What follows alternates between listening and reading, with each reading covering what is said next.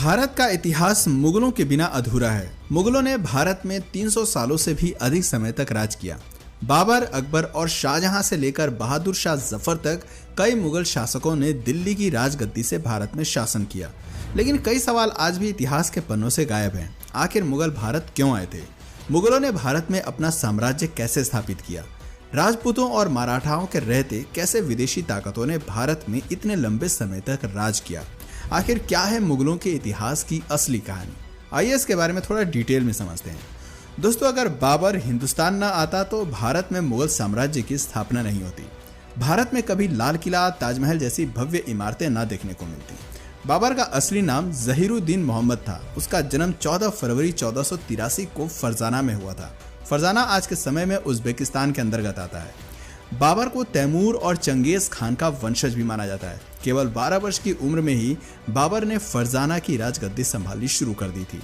ये बात बाबर के कुछ रिश्तेदारों और अंकल को रास नहीं आई और उन्होंने बाबर को हटाने के लिए षड्यंत्र बनाने शुरू कर दिए। बाबर को फरजाना और समरकंद से बेदखल कर दिया गया। कई सालों बाद साल 1504 में बाबर ने अफगान की राजधानी काबुल को जीत लिया और अपनी सत्ता स्थापित की। लेकिन बाबर सिर्फ काबुल से संतुष्ट होने वाला नहीं था, वो अपने साम्राज्य का विस्तार करना चाहता था। बाबर जानता था कि यदि उसे साम्राज्य का विस्तार करना है तो इसके लिए धन दौलत की भी जरूरत होगी और उस समय भारत से ज्यादा धन शायद ही किसी और के पास था। दुनिया भर में उस समय भारत को दुनिया में सोने की चिड़िया कहा जाता था। 1525 में बाबर ने भारत में एंट्री करने की योजना पर काम करना शुरू किया। भारत को गुलाम बनाने और यहाँ राज करने के उद्देश्य से उसने भारत का रुख किया। उस समय हिंदुस्तान में लोधी वंश का राजा इब्राहिम लोधी का शासन चल रहा था। इसके अलावा राजस्थान में राजपुताना का शासन चल रहा था, तो वहीं साउथ में विजयनगर अंपायर अपने पैर पसार रहा था। इब्राहिम लोधी बहुत सनकी था। उसे कुर्सी से हटाने के लिए उसके चाचा अलाउद्दीन लोधी और पंजाब के गवर्नर दौलत खान ने एक प्लान बनाया और काबुल से बाबर को भारत आने का निमंत्रण भेजा। बाबर को तो जैसे इसी मौके का इंतजार था और तुरंत ही अपनी सेना के साथ उसने भारत की ओर रुख कर दिया। 15 दिसंबर 1525 को उसने सिंधु नदी पार की। बाबर के पास सिर्फ 12,000 की सैनिकों की टुकड़ी थी। सिंधु नदी को पार करते ही बाबर ने पंजाब प्रांत को जीतना शुरू कर दिया। बाबर के पास दमदार आर्मी के साथ ही तोपखाने और बारूद यानी कि गन पाउडर भी था। बैटल ऑफ पानीपत भारत की धरती पर लड़ा गया पहला युद्ध था जिसमें गन पाउडर का इस्तेमाल किया गया था। बाबर एक कुशल आर्मी कमांडर भी था। उसे युद्ध का बहुत अच्छा खासा तजुर्बा था, साथ ही उसकी स्ट्रेटजी भी कमाल की थी। वहीं दूसरी ओर इब्राहिम लोधी के पास 1 लाख सैनिकों की विशाल आर्मी थी, जिसमें पैदल सैनिक, हाथी, घोड़े, बैलगाड़ियां सब कुछ थी। इतनी बड़ी सेना को देखकर भी बाबर का हिम्मत डगमगाया नहीं। वो काफी बहादुर योद्धा माना जाता था। काबुल सहित पूरे अफगानिस्तान और उज्बेकिस्तान में आज भी बाबर को एक महान योद्धा के रूप में जाना जाता है। कई जगह उसके पुतले भी लगे हैं। वहाँ के लोगों को बताया जाता है कि बहुत कम सेना के साथ बाबर ने भारत पर फतह हासिल की थी। पानीपत दिल्ली से करीब 60 किलोमीटर की दूरी पर स्थित है और वर्तमान समय में हरियाणा का एक जिला है। बाबर ने इब्राहिम लोधी को युद्ध के लिए ललकारना शुरू किया। अपनी रणनीति वो पहले ही बना चुका था। उसने दुश्मन के इलाके में एक खाई खुदवाई जिससे कि लोधी की सेना ज्यादा फैलाव न कर पाए और बाबर की सेना को आसान टारगेट मिल सके। बाबर की सेना के कुछ लोगों ने कहा कि हमें वापस लौट जाना चाहिए, लेकिन बाबर ने वापस जाने से साफ इनकार कर दिया। उसने कहा कि हम इतने दूर आए हैं तो अब दिल्ली जीते बिना वापस नहीं लौटेंगे। बाबर अपनी सेना की प्लानिंग बहुत अच्छी तरीके से करता था। सबसे आगे स्काउट्स खड़े होते थे जो दुश्मन सेना की खबर बाबर तक पहुंचाते थे। उसके पीछे बैलगाड़ियां लाइन से खड़ी कर देता था। सभी बैलगाड़ी को चमड़े की बेल्ट से बांध दिया जाता था और उनमें थोड़ा थोड़ा गैप छोड़ दिया जाता था। उन गैप्स में सैनिक तीर कमान लेकर खड़े होते थे और बीच में थोड़ी थोड़ी दूरी पर ही तोपखाने भी तैनात कर दिए जाते थे। सैनिकों के पास जो तीर कमान होते थे वो भी कोई साधारण नहीं थे। उनकी डोरी खींचने में ही काफी ताकत लगती थी। एक तीर 600 मीटर की दूरी तक जा सकता था, जो करीब 7 फुटबॉल के स्टेडियम के बराबर है। हर 5 सेकंड में सैनिक तीर चला सकता था और एक तीर 4000 पाउंड का फोर्स क्रिएट कर सकता था। बाबर के पास एक वेल ऑर्गेनाइज्ड आर्मी थी। दूसरी ओर लोधी की सेना ने भी मैदान में डेरा डाल दिया, जिसमें 1 लाख से अधिक सैनिक थे। लेकिन इतिहासकारों ने लोधी की सेना को सेना न कहकर बल्कि मेले का नाम दे दिया। बाबर और लोधी दोनों ही सामने वाली सेना के पहले आक्रमण करने का इंतजार कर रहे थे। बाबर जानता था कि उसने पहले अटैक किया तो उसके जीतने की संभावना कम हो जाएगी। 19 अप्रैल 1526 की रात को वो अपनी सेना की एक छोटी सी टुकड़ी को लोधी के कैंप में भेजता है। जैसे ही कुछ सैनिक लोधी के कैंप के पास पहुंचे, लोधी की सेना ने उन पर हमला कर दिया। बाबर के सैनिक वापस लौट आए और कुछ सैनिकों की मौत भी हो गई।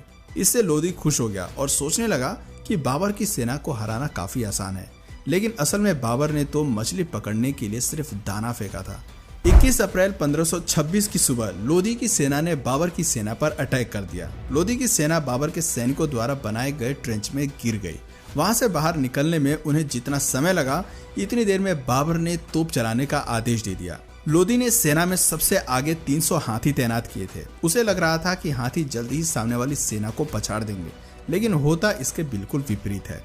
तोपखानों की आवाज से हाथियों ने अपना संतुलन खो दिया और अपनी ही सेना को नुकसान पहुंचाना शुरू कर दिया। अपनी ही सेना के कई सैनिकों को हाथियों ने कुचल कर मार दिया। साथ ही तोपखाने से भी उनकी सेना को नुकसान पहुंच रहा था। थोड़ी ही देर में बाबर की पूरी सेना लोधी पर हावी होती नजर आई। कई घंटों तक युद्ध जारी रहा। शाम होते ही लोधी मारा गया और उसका कटा हुआ सिर बाबर के सामने पेश कर दिया गया। इस युद्ध के बाद बाबर को अच्छी खासी धन दौलत मिली। इतिहासकारों का कहना है कि बाबर ने जीता हुआ सारा धन जनता में बंटवा दिया था और इसके बाद जनता ने खुश होकर कलंदर नाम की उपाधि उसे दे दी। सन 1526 में 43 साल की उम्र में बाबर ने दिल्ली में मुगल सल्तनत की स्थापना की। लोधी को हराने के बाद राजपूतों ने उसका विरोध किया। पानीपत के युद्ध के बाद बाबर ने 3 बड़ी लड़ाइयां लड़ी, battle of Khanwa, battle of Chanderi और बैटल ऑफ खागरा। उसने इन सभी लड़ाइयों में जीत हासिल की, लेकिन 26 दिसंबर 1530 को उसकी मृत्यु हो गई। मृत्यु के बाद बाबर को पहले तो आगरा में दफनाया गया, लेकिन उसकी अंतिम इच्छा के मुताबिक बाद में उसे काबुल में दफना दिया गया, जहां बागे बाबर नाम से उसका मकबरा आज भी बना हुआ है। बाबर के बाद हुमायूं को दिल्ली का बादशाह बनाया गया। हुमायूं के 3 और भाई भी थे और उन्हें भी अलग अलग राज्य सौंप दिए गए थे। हुमायूं काफी शांत स्वभाव का बादशाह माना जाता था और कोई भी फैसला हमेशा सोच विचार करने के बाद ही लिया करता था। लेकिन वहीं हुमायूं के भाइयों का दिमाग हर वक्त षड्यंत्र में लगा रहता था।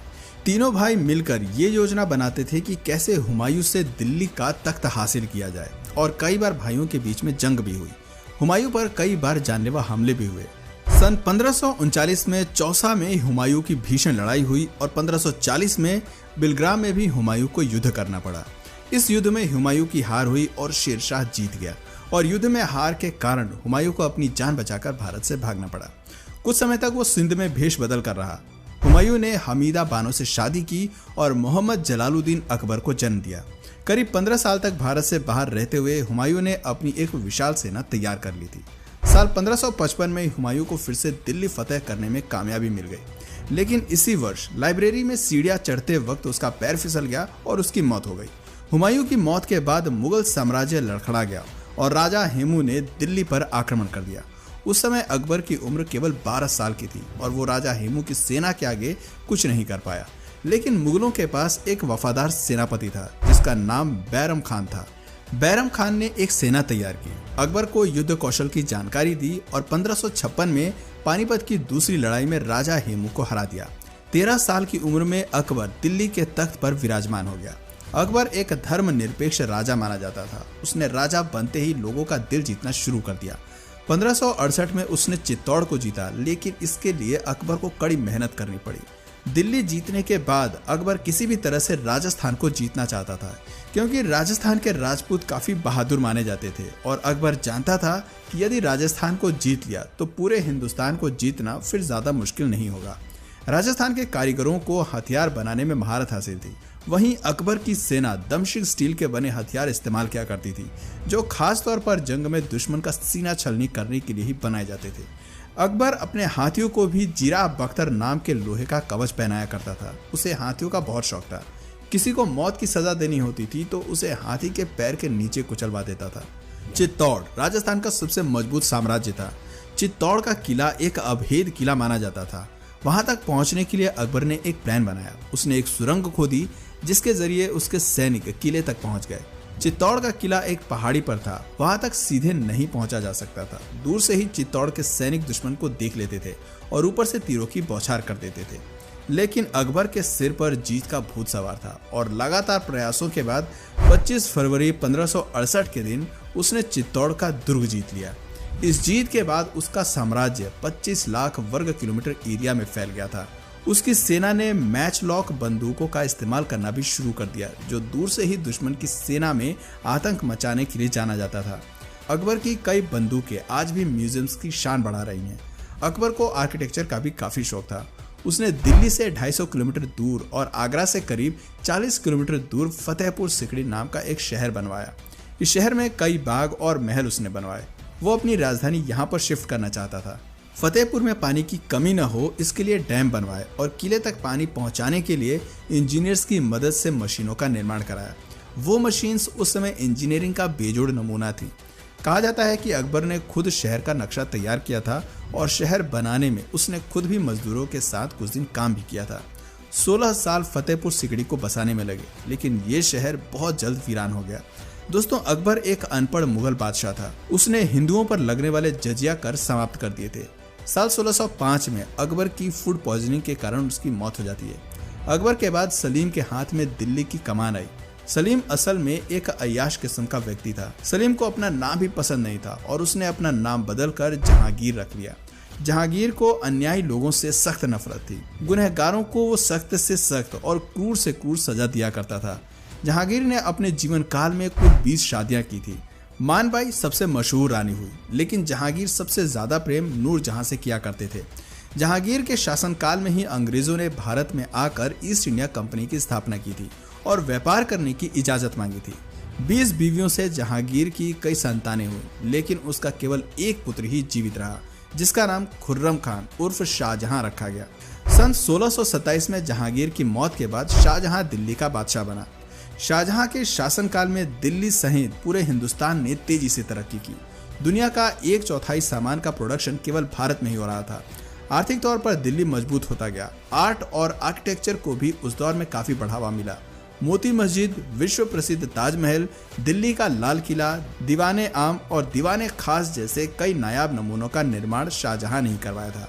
शाहजहां ने अपने लिए एक मयूर सिंहासन भी बनवाया था, जिसमें कई बेशकीमती हीरे जड़े हुए थे।